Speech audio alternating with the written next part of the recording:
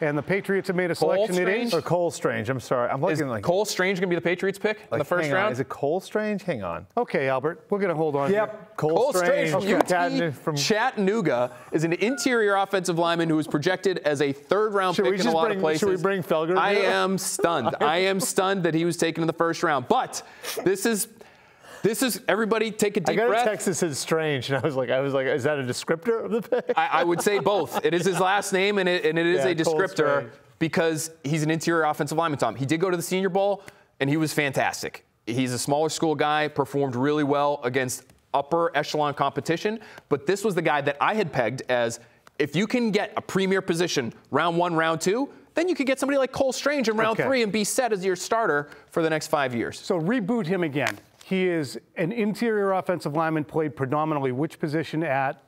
UT Chattanooga, interior offensive line. Guard, played some center at the Senior Bowl as well. So he's sort of a Ted Karras type. He's more talented than Ted Karras. He's a better athlete. But in the first round, I don't think you'd be able to find anywhere on the internet a single first-round mock draft that had Cole Strange going in the first round. You know what's interesting, Tom, is a lot of things right now. A lot of things are really interesting right now. Before we kill this pick, I can sort of remember a similar reaction to a Fresno State guard in 2005. Absolutely. Logan Mankins seemed like that came out of freaking nowhere. That was a team who had won 3 Super Bowls in 4 years and was stacked to the gills with really good players, and there were not vacancies. There weren't jobs, all over that franchise. Right. And I think when you look at the Patriots, there were vacancies at guard. The Patriots created the vacancy by trading away arguably one of their best players in Shaq Mason at his position throughout the NFL. I voted for him as an all-pro last year. The Patriots traded him to Tampa. So there's a vacancy. Now you have Mike Onwenu and Cole Strange, one would suppose, as your 2 guards. Tackles, good tackles if they're out there. Isaiah Wynn and Trent Brown and David Andrews in the middle. But you still have a defense that did not force the Buffalo Bills to punt in either of the final 2 games. That hasn't gotten any better. I just can't. I can't believe this pick. I can't believe it. I know that they like to fill immediate needs in the first round, almost regardless of position. They drafted Sony Michel when they needed a first and second down back, right? They've drafted tackles, though, when they've needed tackles. If there is a blank space in a starting position on their roster, oftentimes they fill that space in the first round.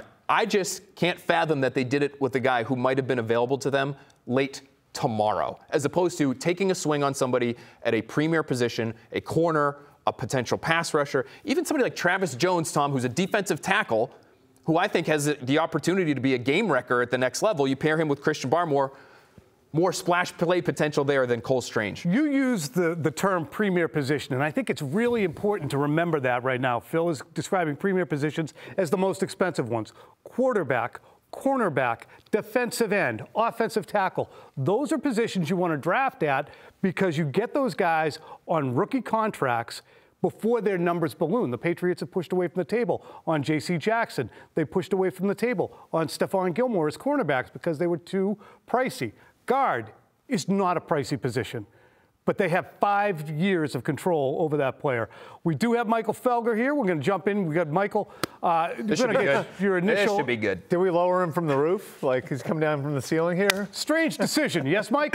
Well, I mean, I have no faith that they did the right thing. I've lost faith in the team and the decision making.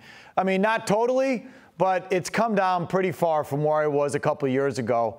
And so I don't think they got it right. I have no idea. I don't have no idea about this guard any more than I had any idea about the corners that were available at 21. But just the methodology. The methodology is done from a team that has Tom Brady and is going to roll out of bed and win 12 games no matter what they do. And so let everyone else be stupid, and we'll be smart, and we'll roll out of bed and win 12 games. They're still sort of operating like their division sucks and they have Tom Brady.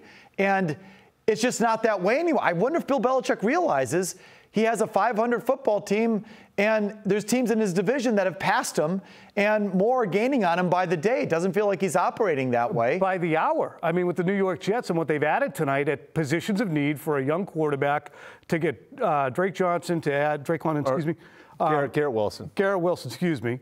And to add Jermaine Johnson. Right. And Sauce Gardner. I mean, I'm told those are 3 of the top 10 guys on the Jets' entire board. And, you know, you look at what the Jets did in comparison to what the Patriots did.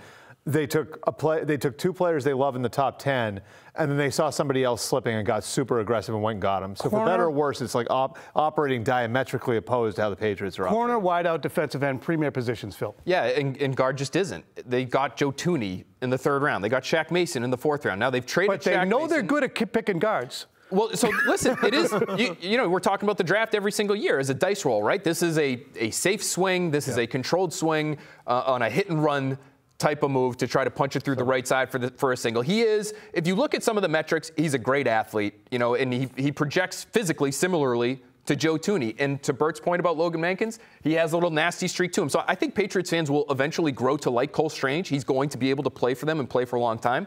But the opportunity cost of getting a guard in the 1st round rather than another more valuable position, Bert, to me, is the obvious question. So to bolster the point, the Chiefs just took George Karlaftis with the 30th pick. And this is another example. The edge rusher from Purdue. This is another example of the Chiefs picking value positions high. They get their corner, Trent McDuffie, at 21. They get George Karlaftis at 30. Edge rusher, corner. Michael, when you look at the Patriots' decision-making here, I mean, it's primed for second-guessing over the next few years. Yeah, well, again, I think it's born out of a philosophy that everybody else is stupid. Yeah, you know, look at all. There's a slew of corners and linebackers where they really have almost nothing. When you look at their depth chart, they have almost nothing at those positions. And there are very viable, athletic, good players out there that everyone talked about, everyone scouted, everyone drafted. And the Patriots probably look at it, I can just feel it. Man, a bunch of idiots. These guys don't know what they're looking at. You know, those guys aren't that good. Why would you spend first-round money on a guy like that? Freaking idiots. Trade up for that guy. Yeah, dummy. And that's, you know, it's how they operated for 20 years because their division was stupid, and they did have Tom Brady, and they could get away with that. If you're Bill Belichick, how did you sell this to Robert Kraft, who has turned up the heat a bit in the last 2 years? Good question. Tom, I thought, if anything, they might trade up a little bit today and do something to please us, because I think Kraft is in crowd-pleasing mode. And, boy, was I wrong about that. No. Once again, Bill Belichick just thumbing his nose to anyone who cared or was interested in them getting faster or quicker or more athletic at any, you know, at any position. So this is just sort of a classic stubborn Bill Belichick move. I don't care if you like it or not. This is what I'm doing. And again, that's great to do when you're winning Super Bowls. When you're 10-8 and you can't force a punt from your division opponent, I don't think it's as cute. We actually don't have much film right now to share with you with Cole Strange, UT Chattanooga guard. Why would you? Center. But we do have something, Cappy. Oh, Lord! We got Cole. Here he come. Here we go. A little Senior Bowl action, probably. Well, I mean, can I just jump in? So great. He had a great Senior Bowl.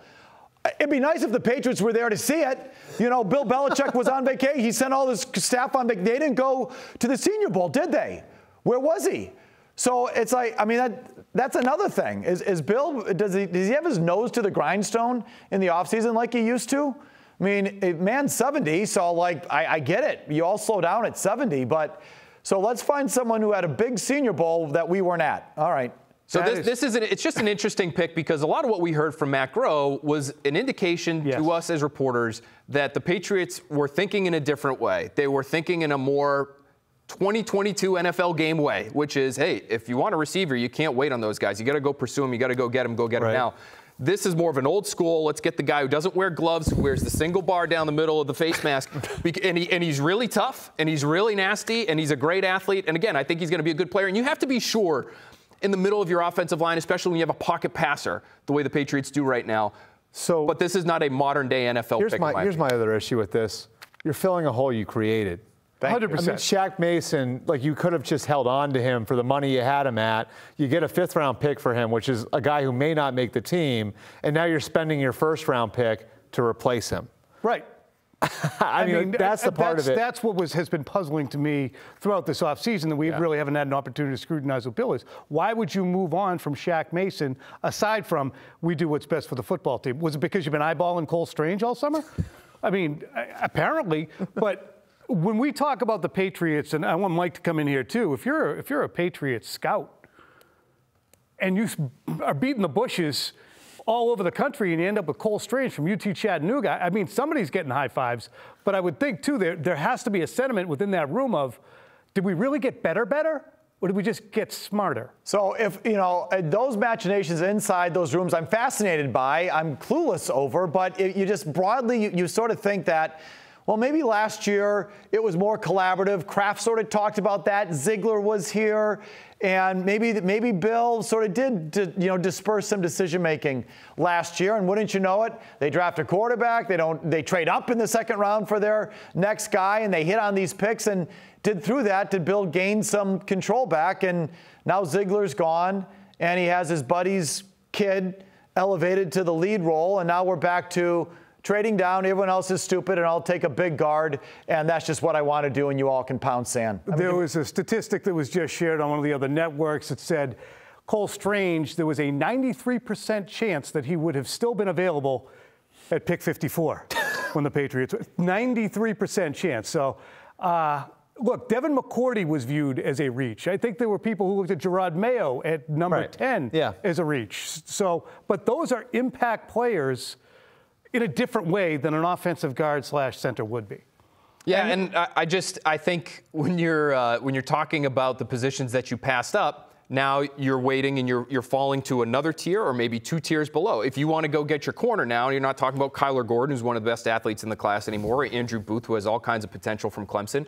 You're talking about Marcus Jones from Houston, who's 5'8" and is a great player, but is now around or worse than those players I just mentioned. Just one quick thing I would say that, it's safe in one regard. If Bill doesn't want to get labeled with having another bust, it's safe in some regard because you can sort of hide a guard, and it's hard to say that a guard's really been a bust. Even if he's not that good, you can play him and he can be on your team. And I think if Bill wanted to avoid a bust, drafting a guard is kind of a safe pick. Good point. Joejuan Williams, you can't hide the fact that he can't contribute. Right. Same thing with N'Keal Harry. Michael, great stuff. We appreciate you. 2 to 6 tomorrow. We must listen. Thank you. And they can save face. Now, we'll see you, Mike, but I want to ask you guys, how much face can the Patriots save on Friday night?